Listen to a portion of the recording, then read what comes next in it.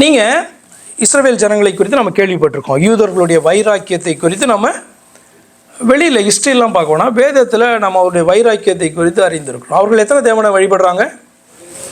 ஒரே தேவன் உண்டு தான் அவர்கள். இப்போ நம்ம இந்த சொன்னதான இந்த டைட்டில் எல்லாம் தேவனுக்குரிய டைட்டில்னு அவர்களுக்கு தெரியுமா தெரியாதா?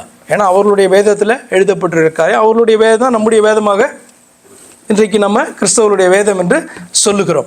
அப்படி இருக்கும் பொழுது அவர்கள் ரட்சிக்கப்பட்டார்களா, காத்திருக்கிறார்கள் என்று எண்ணுகிறீர்களா? ரட்சிக்கப்பட்டார்களா இல்லையா? ஏன் சொல்றீங்க ரட்சிக்கப்படலைன்னு? அவர்களுடைய தேவன் அவர்கள் மத்தியிலே வெளிப்பட்ட போது அவரை அவர்கள் ஏற்றுக்கொள்ளாதபடினாலே தைரியமாக இன்னைக்கு நீங்கள் சாட்சி சொல்றீங்க அவர்கள் இன்னும் ரட்சிக்கப்படலை. என்னைக்கு இயேசு கிறிஸ்து தான் தங்களுடைய தேவன் வந்தார் என்று சொல்லி அவரை ஏற்றுக்கொள்கிறார்களோ அன்னைக்கு ரட்சிப்பு அவர்களுக்கு துவங்குகிறது என்று உங்களால் சொல்ல முடியுது இல்லையா? அப்போ கொஞ்சம் சிந்திச்சு பாருங்க.